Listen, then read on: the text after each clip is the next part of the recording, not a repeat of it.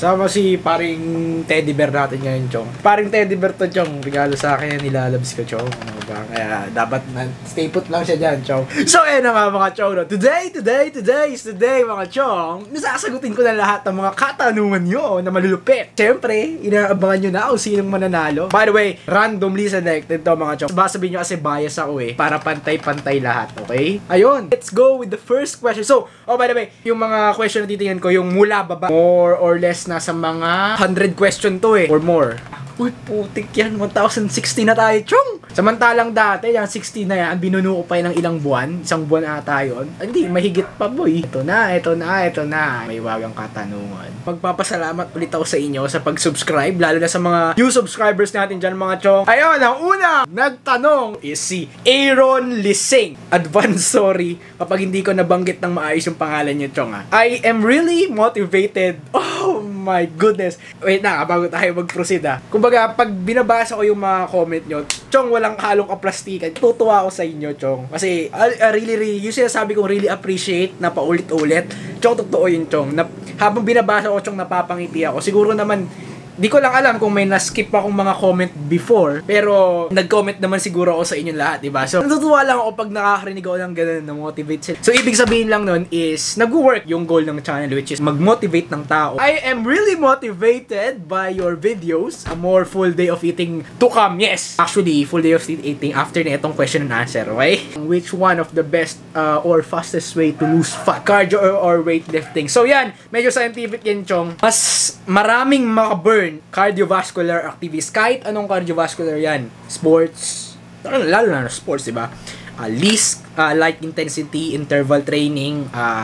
And syempre yung HIIT, high intensity interval training. Sa 30 minutes daw ng jogging is nakaka-burn ka ng 250 calories. Wherein on other side, in weight training naman, nakaka-burn ng 130 to 220 calories. It depends sa mga movement, mga exercise niyo. So, again, sa 30 minutes na yon, nananalo pa rin ang cardio based on burning of calories. Marco Ocampo, do you think successful in fitness also leads to a good, successful career growth path given your job is not related to fitness?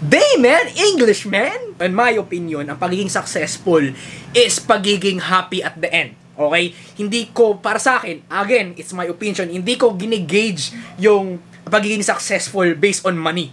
Kasi, again, may mga taong natutuwa sa pera, pero at the end of the day, ang malaking question mark is masaya ka ba? Yung income mo mababa, end of the day, lagi ka namang masaya, which is good. Pero, ang masama doon, malaki ka kinikita, milyonaryo ka or something like that. Ang tanong, masaya ka ba? Hindi lang sa pelikula yan, mga Chong. Maraming tao sa mundo ang mayaman, pero hindi masaya. So, at the end of the day, Marco, ano pa rin yan? Based on happiness. So, in terms naman sa fitness, syempre, passion At the end of the day, what matter is ang pagiging successful kung ginagawa mo yung gusto mong gawin, which is your passion. Syempre, malamang sa malamang, successful growth and path yun para sa akin kapag ginagawa mo yung gusto mong gawin. Which is, katulad sa akin, I believe din sa sarili ko, hindi naman sa pag-assume, hindi naman sa pagiging Nostradamus na balang araw na is magiging successful ako dito sa goal ko, dito sa channel na to, sa fitness. So, given your job is not related to fitness. Yun. Kasi marami dyan, mga chong, ginagawa nila yung trabaho na hindi nila gustong gawin. I mean,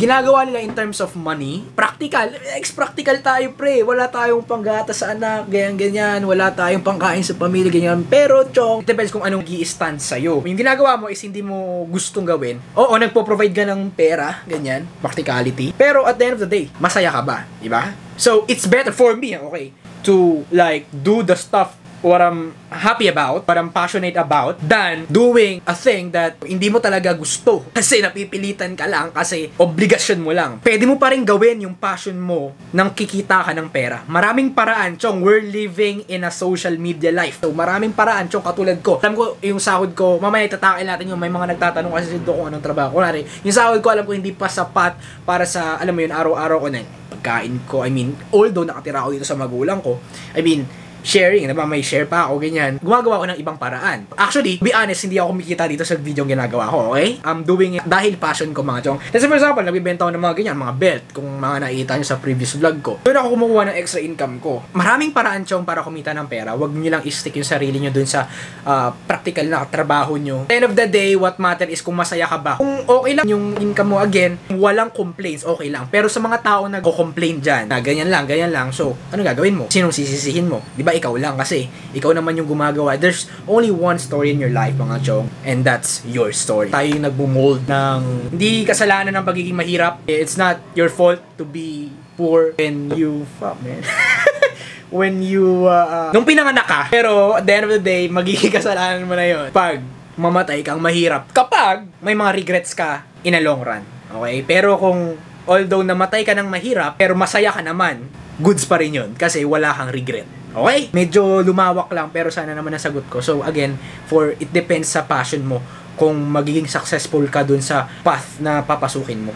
Next question, si Jet Medina. Chong, ilang days ka per week nag-gym? 6 times. Hindi yun naging consistent kasi it depends sa schedule. Let's say for example, may lakad ko on that day, on the 4th day. Kasi sa mga nagtatanong din sa yung program ko is pull push legs. So which is itatakil ko naman yun next vlog, hintayin na lang. 6 times a week. So straight yun, Mondays to Saturdays. Kasi off ko naman Saturday and Sunday. Then syempre Sunday, lalabs day. Okay? Kaya hanggang Saturday lang ako. Pero it depends. So hindi naman porket ginagawa ko to is gagawin nyo rin. Depende sa inyo. So, i-link down ko below lahat ng mga program. Kinuha ko yan sa iba't ibang mga vlogger na mga napapanood ko sa ibang bansa. Minodify ko lang ng onte. So, mamili kayo dyan. May 3-day split, yun yung full body, 4-day split, 5-day split, and 6-day split. And syempre, para din sa mga babae at sa mga lalaki. Hindi lang porket lalaki ako, pinipreach ko lang mga lalaki. O lahat ng pinipreach ko dito applicable. Hindi, although hindi sa lahat. I mean, karamihan ng pinipreach ko rin dito is applicable din sa mga babae.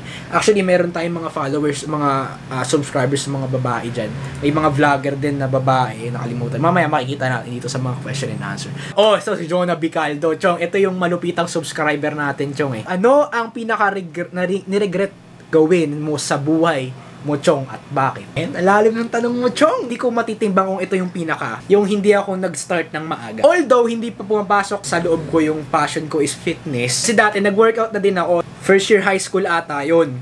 So, gano'n. So, natigil yun. Hindi talaga naging consistent yun. So, at saka, pinrohibit din ako kasi sabi daw nila, kailangan daw 18 years old, ganyan, 18 years old, which is, Chong, sa ibang bansa, 13 years old pa lang, diba? Nag-weightlift na sila, nag-workout na sila, nag-bodybuilding na sila, diba?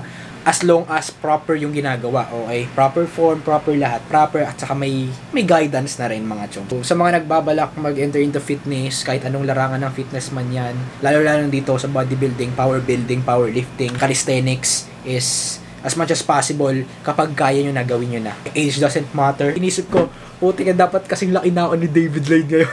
Ni Dylan McKenna ngayon, di ba? Shoutout dyan sa mga nanonood ng mga vlogger sa ibang bansa. Si Katie, sa opinion nyo po, effective po ba yung Apiton weight gain? Iniinom ko po kasi yun. Real talk, man, I don't know that shit. Hindi ko alam kung ano talaga yung epekto nun. Kaso nga lang, napapanood ko yung dati ngayon hindi na ako nanonood ng TV. Depende na lang pag si Cardo, mamamatay na si Cardo. Pag dumadaan ako dyan sa sala namin, manonood ako. Sabi daw nila, weight gain yon, vitamins, blah, blah, blah. Hindi ko alam kung, parang mas gainer din. Pero yon, so kung weight gain yung hinahanap mo, Chong, what matter is yung total caloric intake mo within a day. Kung nasa maintenance, surplus, or deficit ka. Kung gusto mo mag-weight gain again, i-link ko yung pertaining to bulking, which is yung pag-gain ng weight, okay? So at the end of the day, you need to eat more. Makma Dolauta. Chong, is this true? Does exercise affect junior's size? Kasi gusto ko lang mag-gym tapos mga kabarkado ko sasabihin ako nakakaliit daw ng junior Bro, science shit, man. Pagkaliit daw ni junior. The reason why, yun yung napansin ko Kasi ganito yan. Napansin mo mga bodybuilders, di ba? Malalaki sila. Yan, ilalagay ko sino bang idol kong bodybuilder? Si Kai Green. Ayan, si Kai Green. Papansin mo malaki sila. So, ang nagiging resulta is nagiging illusion. Once malaki yung katawan mo, nagiging illusion na lumiliit yung si Junior. Kasi nga, based on sa picture, mas malaki yung other parts ng katawan mo. I mean, hindi sila hindi naman porket dapat palakin mo rin, pre. I mean, habang mas malaki yung katawan mo, mas nagiging illusion na nagmumukha siyang maliit si Junior. Okay? Kaya, di ko alam kung may study na doon. Alam ko, o kung gusto nyo i-search nyo na lang. O hindi talaga, di totoo yun. Bro, shit yun. The Patrick Life. Chong, saan ka nagtatrabaho? Yan lang sa Fairview Terraces, mga Chong. Hindi ko na siguro sabihin yung company kasi syempre. So, mamaya malalaman nyo kung anong trabaho ko. Okay? Masasyak kayo. Angelito YTB. Bakit di ka nagja-jogging sa umaga? Kasi tinatama doon. Hindi, ganito yan. Ang pasok ko kasi 5 to 2. Makapag-jogging ba ako noon? Siyempre, sinabi ko nga sa inyo, magka-cardio na tayo after 2 weeks. So, ito yung ika-third week natin, Chong. So, hintayin nyo. After netong video na to, itatakil ko yung about cardio. Okay? So, marami kayong matututuhan doon.